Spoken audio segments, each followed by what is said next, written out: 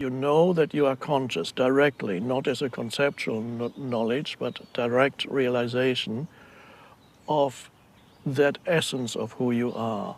And that's such a liberation from the prison of inhabiting a purely personalized sense of self, Right. where you derive your identity from your personal history, the narrative, the story in your mind, all those things that make up the so-called person. There's nothing wrong with that. Of course, you have memories, but to derive your sense of self from these memories, that's a great limitation. All we need to know is, in order to live more consciously, in order not to live in opposition to what is in the present moment, which is to live more consciously, accept this moment as if you had chosen it. And that brings in a new consciousness. A lot of the unhappiness that people experience, they believe it's due to the conditions of what's happening at this moment.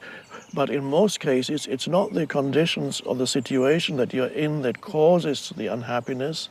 It's the mind telling you something about this moment that causes the unhappiness. Yes, So there's like a I should have been commentary. there, I should have been Yes. earlier, I shouldn't have stopped to do this, I should have done that. It's the mind. Yes. Yeah. I sometimes tell people, just don't believe what I say, just try it out in your own life.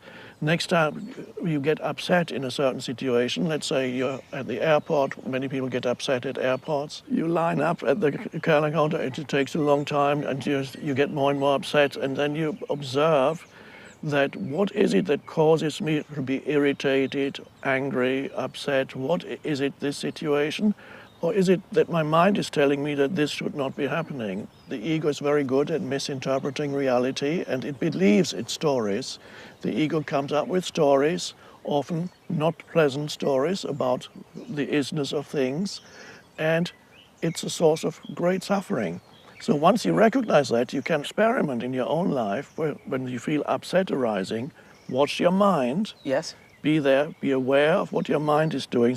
This is the most vital thing in spiritual life, is to be able to watch your mind, to be the observer of your mind, so that the mind is not controlling you. And from a higher perspective, being challenged is a good thing.